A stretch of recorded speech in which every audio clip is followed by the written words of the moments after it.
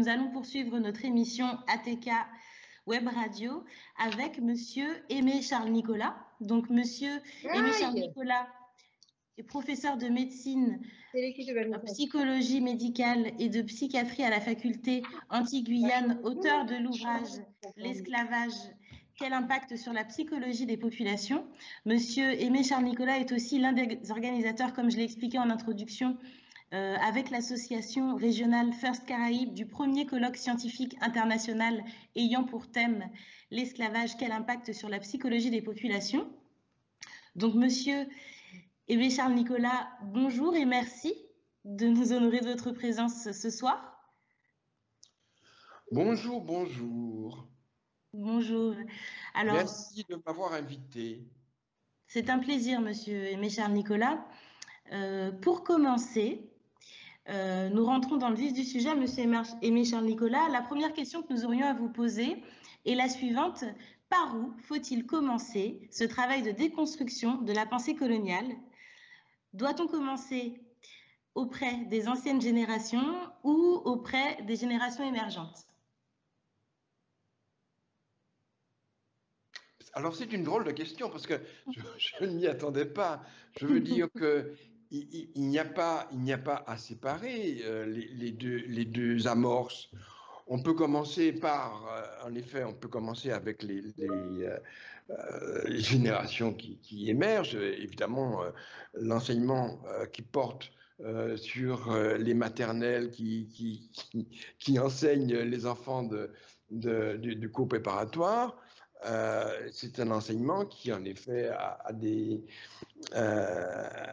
imprégnations beaucoup, très durables et faciles, alors que pour les personnes déjà relativement âgées, ça sera plus compliqué de renoncer à certaines idées reçues.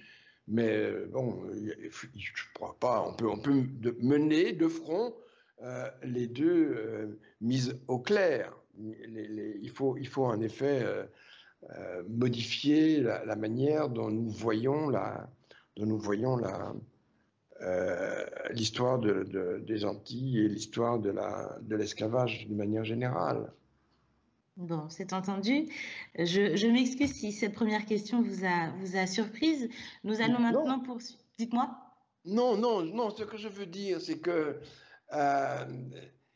il n'y a pas de raison d'opposer les jeunes aux vieux. Ça a été fait pendant le confinement, justement, puisqu'il y a un philosophe qui a estimé que toute cette préoccupation et tout cet argent qui était dépensé pour des personnes qui étaient déjà relativement âgées, puisque je crois que 80% des décès dus au Covid-19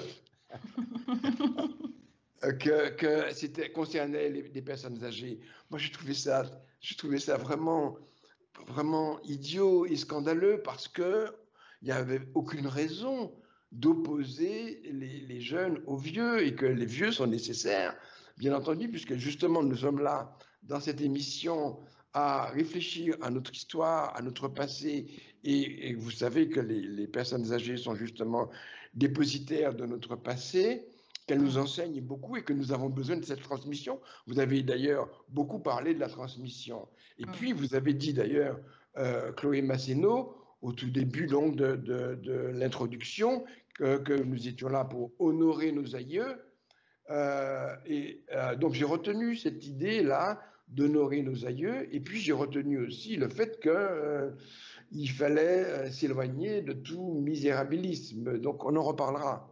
Tout à fait, tout à fait. Mais alors c'est vrai que cette question soulève en fait un fait auquel, en tout cas, j'ai été confrontée dans ma propre expérience, c'est-à-dire que en tant que jeune femme, j'ai été à la recherche donc d'informations concernant cette histoire, qui est l'histoire de l'esclavage ainsi que ses abolitions et ses conséquences. Et c'est vrai que, comme l'expliquait tout à l'heure Madame François Auguin, j'ai été aussi confrontée à des aïeux qui ne partageaient absolument pas cet héritage de faits historiques qui nous rattachent à l'Afrique. Et c'est pourquoi, en fait, j'étais amenée à vous poser cette question-là. Mais c'est-à-dire que nous sommes là au cœur des conséquences psychologiques de l'esclavage, puisque vous faites allusion à la honte. À la honte donc de ces personnes enfin de vos grands-parents, de nos parents, vous faites allusion là à quelque chose qui est de l'ordre, en effet, de la honte d'être noir, de la honte d'être issu d'esclaves, de personnes mises en esclavage, bien entendu. Enfin bon, là, c'était donc issu d'esclaves. Et donc, ça vient d'être dit d'ailleurs par Madame François Augrain. Et c'est récent encore. Donc, j'entends très bien ce que vous dites là, qu'il faut repérer. Alors, c'est plus facile pour les très jeunes, me semble-t-il, aujourd'hui. En tout cas, c'est vrai que ceux qui avaient là une trentaine d'années dans les années 40, n'avaient pas la même mentalité. Alors, vous avez souligné, je suis désolé de continuer à parler comme ça, comme Monsieur Luc, je ne veux pas arriver à parler, je n'arriverai pas à parler comme une mitraillette, mais enfin, ce que je veux dire très simplement, c'est que, en fait, on est tout à fait d'accord qu'il y avait à rectifier une certaine vision de l'histoire et qu'il y avait au cœur donc de ces conséquences psychologiques de l'esclavage la honte d'avoir été esclave, la honte d'avoir été enfant d'esclave, de sorte que les parents n'ont pas enseigné aux enfants qu'ils avaient été esclaves eux-mêmes. Je veux dire, quand les parents et les grands-parents n'ont rien dit, n'ont pas parlé du tout de ces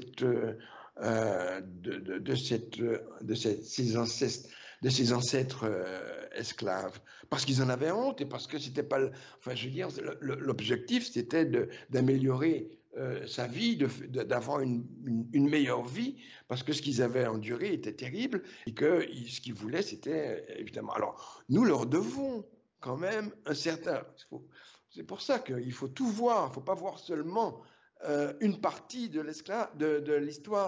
Il faut bien reconnaître tout de même que ces assimilationnistes et ces départementalistes et puis ces personnes qui avaient honte de leur couleur de peau, n'empêche que ces personnes-là ont fait un certain travail de niveau de vie et de niveau d'éducation qui nous ont mis là où nous sommes aujourd'hui. C'est quand même grâce à ces personnes, à ces grands-parents honteux, que une certaine émancipation et que a pu avoir lieu et que nous sommes capables aujourd'hui de faire ce travail de déconstruction dont vous parliez.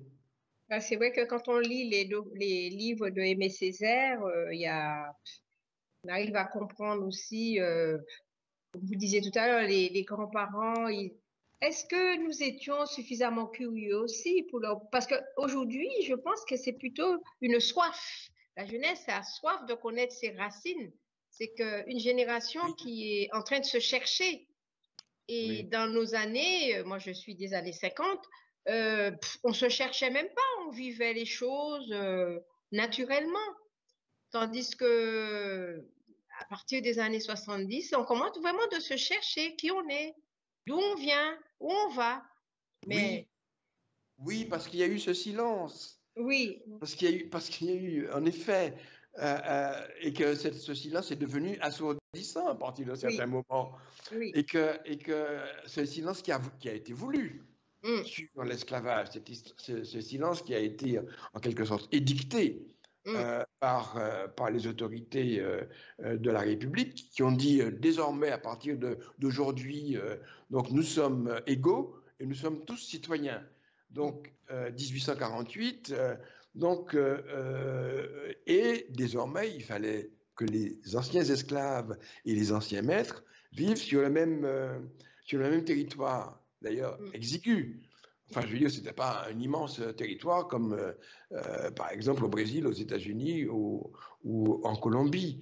Donc, il y a eu là une nécessité impérieuse d'oublier Et donc, vous faites allusion là à ce silence qui a pesé et qui a fait qu'au certain moment, le couvercle a brusquement échappé à la pression et que c'est vrai que les jeunes, là maintenant, réclament la vérité sur leur histoire. Et ils réclament la totalité de leur histoire. Surtout qu'on a connu une vague de métissage et qui fait que tous ces descendants de métissage, d'enfants nés de couples métissés, commencent à se dire, mais attends, mais on n'est pas blanc, on n'est pas noir, on est café au lait, on n'est pas arabe, on n'est pas ci, mais on est quoi, puis on est qui, puis voilà. Donc ces questions-là, je pense qu'il faut apporter une réponse aujourd'hui et ce travail de mémoire et de recherche va aider à comprendre, et c'est notre devoir d'ailleurs de transmission, d'où le travail que nous faisons, et que c'est vraiment un travail qui est nécessaire après ce Covid. Moi, je pense que c'est ce qui nous a mis à réfléchir aussi. Ce confinement nous a obligés à chercher des moyens de communication. Le confinement a fait travailler du monde malgré tout. La preuve, nous sommes nés du confinement. Nous sommes nés du confinement avec notre plateau en Transclarté. C'est vrai. Oui. Merci beaucoup. Alors, la seconde question, monsieur docteur Aimé Charles Nicolas, est la suivante. Les actes posés par des jeunes militants martiniquais le 22 mai dernier témoignent que le récit historique, tel qu'il est raconté et rendu visible, n'est pas considéré par un pan de la population. Cet acte militant est décrit par certains comme un acte audacieux et courageux, tandis que d'autres le perçoivent comme un acte de vandalisme. Pouvez-vous, à la lumière de vos travaux scientifiques, sans vouloir vous mettre en porte-à-faux, vraiment pas, hein, mais la question est de faire émerger, comment pourrions-nous faire émerger de l'échange et une dynamique de changement face à cet acte posé il y a de ça quelques jours? Quelle est votre lecture à ce sujet? Il y en a eu autant en Guadeloupe. Pardon? Il y en a eu autant en Guadeloupe. Il me semble aussi ils ont cassé aussi des monuments en Guadeloupe. Oui, je ne sais pas s'il était vraiment nécessaire comme ça, d'utiliser la violence. Je ne suis pas certain, enfin je ne sais pas. Moi, je ne juge rien là, mais je m'interroge sur cette utilisation de la violence, qui s'inscrit dans tout un parcours. Enfin bon, je sais pas, je pense que c'est une question qui est très complexe, très délicate, qui implique aussi la personne en tant que telle, l'individu personnellement, enfin, je veux dire son histoire, ses rapports avec la société, son contentieux avec la société, son contentieux avec ses parents, etc. Enfin bon, bref. Donc, je pense que tout ça est un peu complexe et là où nous avons aujourd'hui plutôt une orientation de commémoration, je ne suis pas sûr que je sois là en bonne place pour évoquer cette question. Je vous dis que c'est une affaire qui est quand même très, très complexe et que nous sommes aujourd'hui, non pas au temps de 1914 et puis de ces attentats nihilistes. On est là en 2020. Je ne sais pas si vraiment... alors que le dialogue est ouvert, que bon, nous sommes tous là prêts à écouter. Je ne vois pas pourquoi il faut absolument casser, empêcher, agresser. Enfin, je ne suis pas sûr. Bon, voilà, ça c'est ma position personnelle. Et voilà, il faut qu'on réfléchisse à la manière de... Et je ne suis pas sûr non plus qu'il n'y ait pas, comme je vous le disais à l'instant, des implications très personnelles. Bon, cela dit, justement, puisque là, puisque vous parlez de l'histoire et qu'il s'agit donc, on a à 3 ou 4 reprises parlé de réparer, on a parlé de réparation.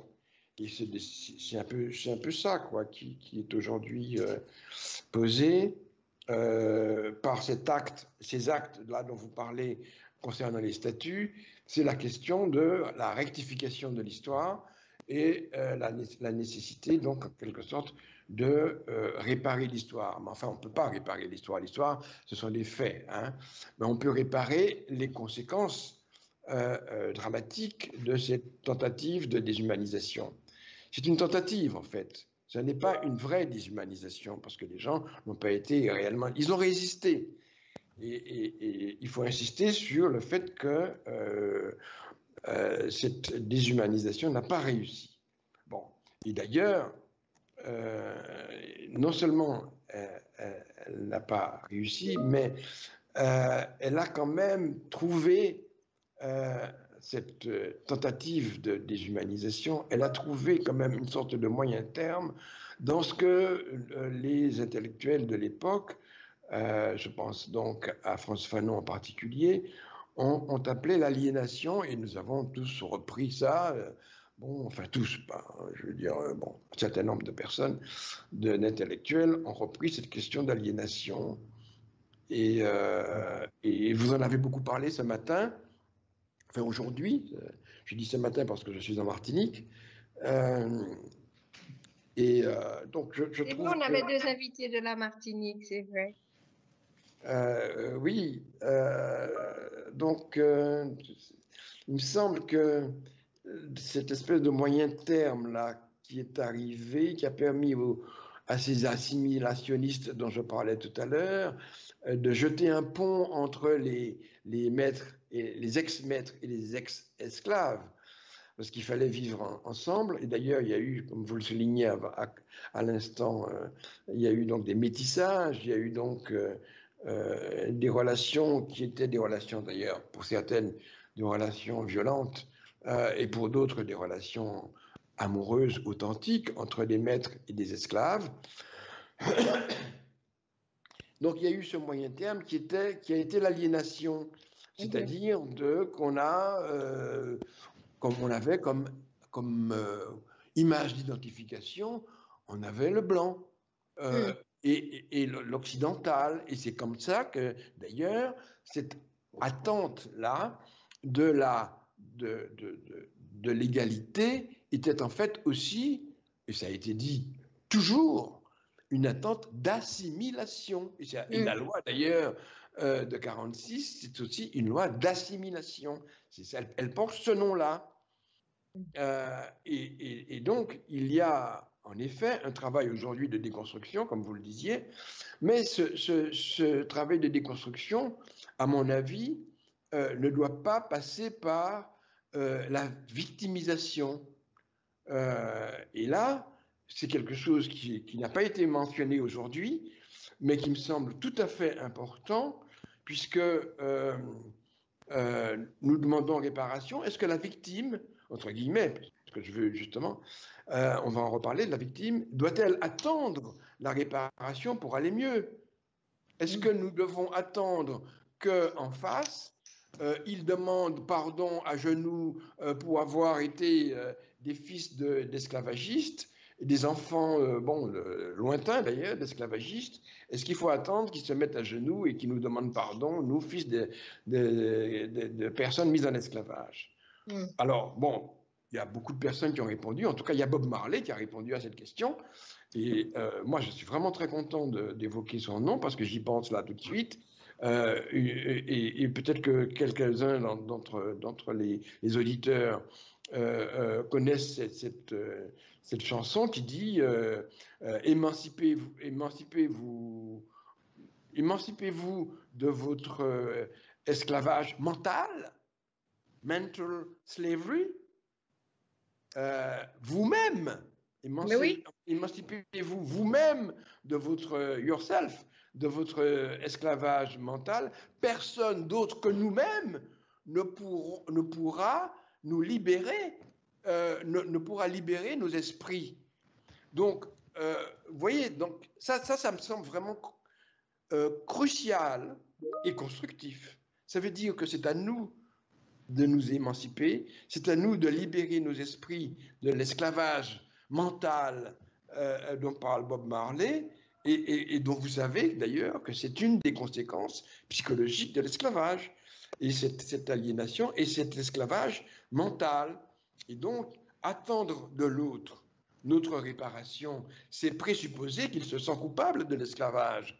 Or, rien ne dit aujourd'hui, en tout cas, qu'il y a cette culpabilité de l'esclavage, comme il y a une culpabilité à propos de la Shoah.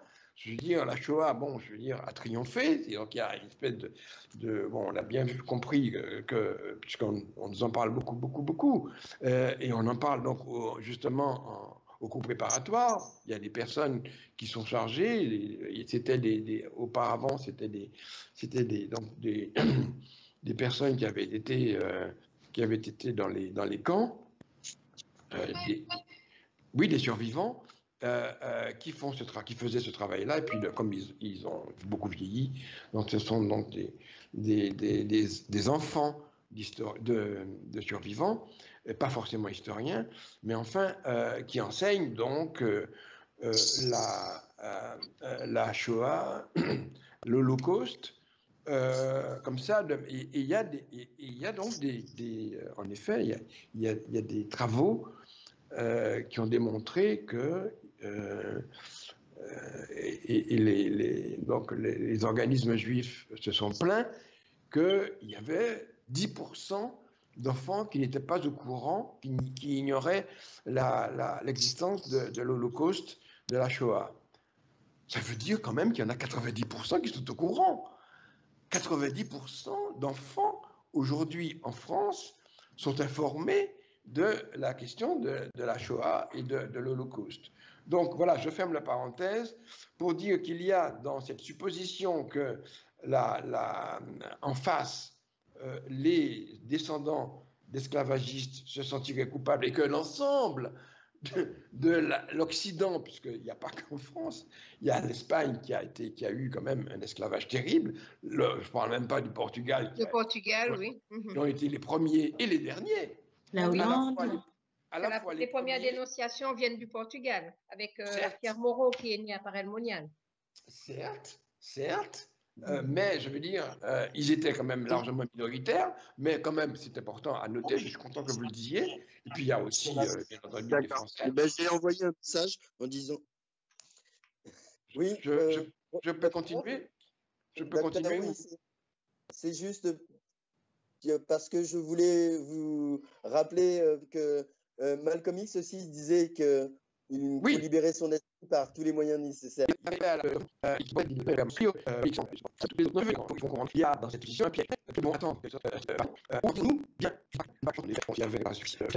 mais vous savez que la mode, à mon avis, maintenant que ça c'est clair, enfin pour moi, je pense. Donc, je pense que là, il faut que nous nous attelions à notre propre réparation. Nous devons là, cette victimisation-là, enfin, victimisation, je précise ce que je veux dire par là, parce que la victimisation, c'est une configuration de c'est la France. Hein, vous voyez comment je souffre, mais c'est toujours de la faute des autres, hein, même si il ne faut pas discuter, donc la vérité de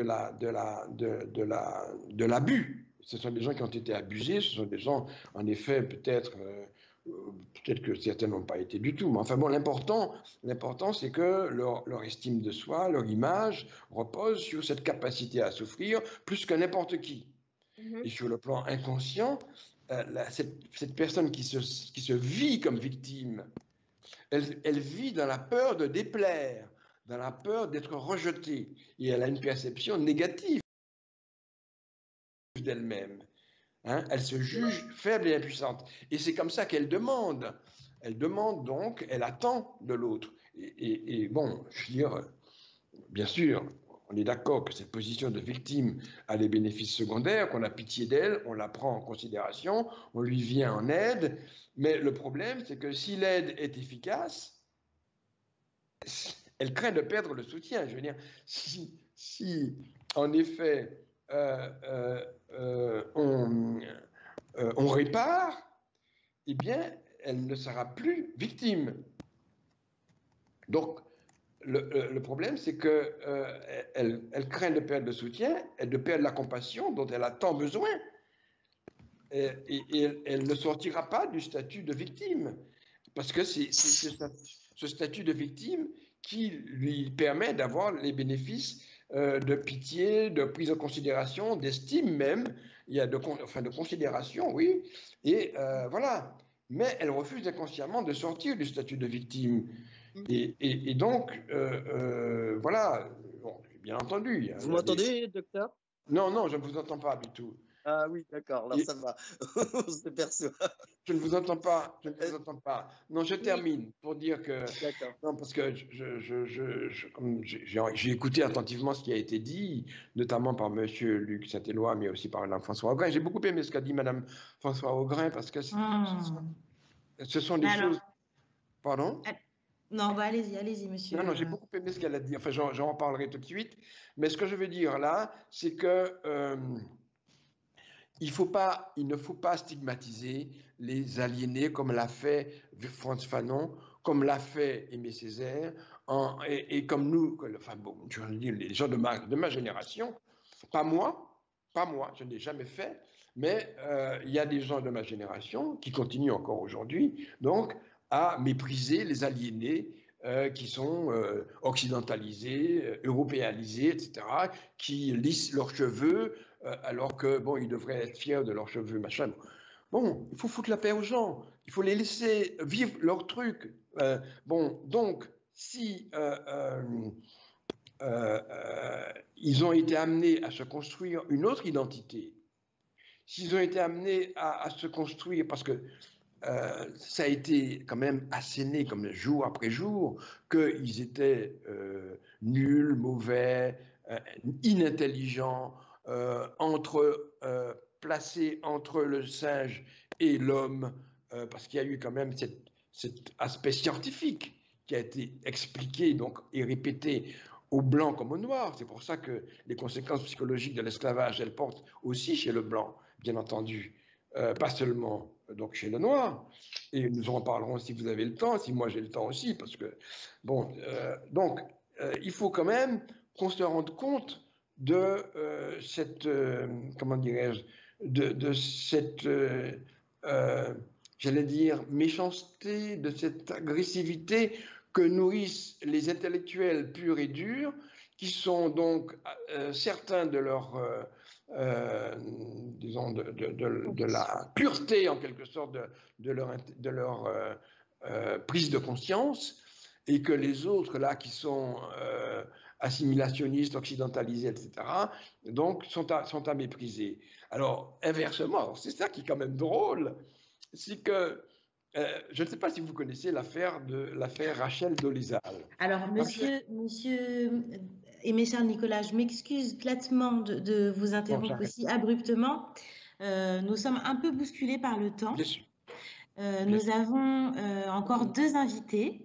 Il y a par contre Madame François Augrin qui souhaitait faire une rapide intervention.